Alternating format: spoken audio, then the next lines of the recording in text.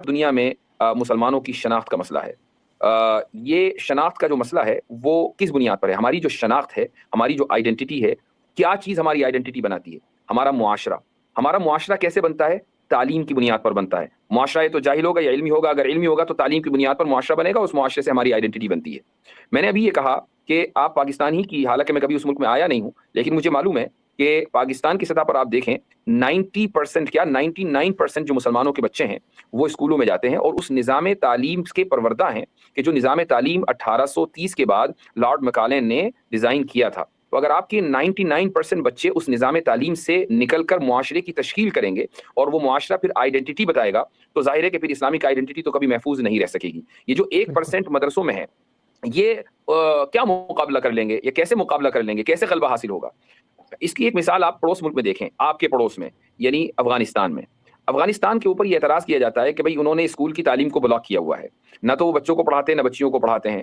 بظاہر یہ بڑا برا لگتا ہے کہ یار یہ کیا بات ہے کہ انہوں نے اسکول بند کر دیے، عورتوں کی تعلیم کے خلاف ہیں۔ لیکن اگر آپ ان کی دلیل سنیں، یعنی اپنے آپ کو ان کے شو میں رکھیں، وہ یہ کہتے ہیں کہ بھئی ہم تعلیم کے خلاف نہیں ہیں، لیکن ہم ایک ایسے نظام تعلیم کو مرتب کر رہے ہیں، ہمیں موقع چاہیے کہ جس کی بنیاد پر افغان اور اسلام ویلیوز کو ہم باقی رکھیں اور ہم ویسٹرن ویلیوز کا شکار نہ ہوں۔ اس لیے ہم ابھی فی الحال ہم نے تعلیم کو موقوف رکھا ہوا ہے۔ تو آپ دیکھیں کہ ان کا کلچر بھی پرزروڈ ہے، ان کی آئیڈینٹی بھی پرزروڈ ہے، ساری چیزیں پرزروڈ ہیں اور وہ اپنی غلطیوں سے سیکھ رہے ہیں۔ حضرت مولانا ابو الحسن علی ندوی رحمۃ اللہ علیہ نے ایک کتاب لکھی ہے دریائے کابل سے یرموک تک۔ یہ کتاب بھی اس کی PDF موجود ہے۔ انہوں نے اپنے دو سفر نامے افغانستان کے لکھے ہیں۔ ایک سفر انہوں نے کیا تھا 1940s میں اور دوسرا سفر انہوں نے کیا تھا 60s میں۔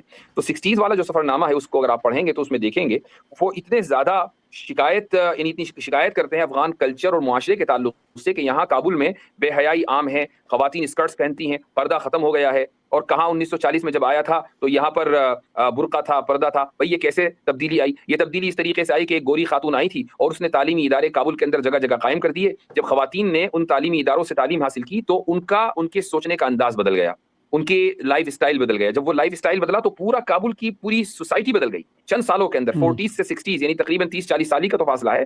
تو ایک ہی شخص نے دونوں ماحول وہاں کے دیکھے ہیں۔ تو افغانی جو حضرات ہیں یہ چونکہ اس سے یعنی گویا کہ سمجھ لیں کہ ڈسے ہوئے ہیں اور اس ہوں لیے وہ بہت پھونک پھونک کر قدم رکھ رہے ہیں۔ تو کلچرل پرزرویشن اور آئیڈینٹی کا پرزرویشن اسی وقت ممکن ہے جبکہ نظام تعلیم آپ کے کنٹرول میں ہو، اور وہ آپ کے کنٹرول میں ہے نہیں۔